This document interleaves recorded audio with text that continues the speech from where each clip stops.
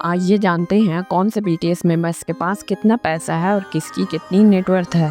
तो सबसे पहले आते हैं बीटीएस के गोल्डन मैग्नेट जंगकुक, जिन्हें ब्रांड डील्स का किंग कहा जाता है। जंगकुक की नेटवर्थ 2025 में 650 करोड़ पहुंच चुकी है।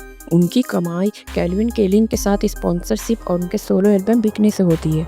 और फिर आते हैं जिमिन, जिन्हें फैंस प्यार से मोची कहते हैं। जिमिन की नेटवर्थ 2025 में 600 करोड़ पहुंच चुकी है। उनकी कमाई लग्जरी आउटफिट ब्रांड्स के साथ एडवर्टाइजिंग डील करने से होती है। और फिर आते हैं बीटीएस के वी की नेटवर्थ 2025 में 600 करोड़ पहुंच चुकी है। वी की कमाई के ड्रामा में एक्टिंग करने से और उनके सोलो एल्बम बिकने से होती है। और फिर आते हैं बीटीएस के लीडर आरएम की नेटवर्थ 2025 में 750 करोड़ पहुंच चुकी है। उनकी कमाई लिरिक्स, लाइटिंग, म्यूजिक प्रोडक्शन और लाइव कॉन्सर्ट से होती है।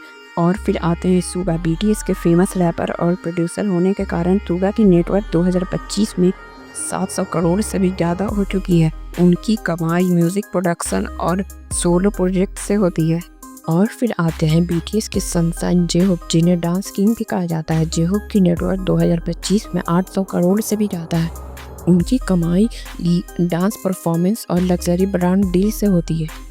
और फिर आते हैं बीटीएस के वर्ल्ड वाइड हैंडसम मेंबर, जिन आपको जानकर हैरानी होगी जिनकी नेटवर्थ 2025 में 850 करोड़ से भी ज़्यादा है। और इसी के साथ वो बीटीएस के सबसे रिचेस्ट मेंबर हैं। उनकी कमाई फूड बिजनेस और इन्वेस्टमेंट से होती है।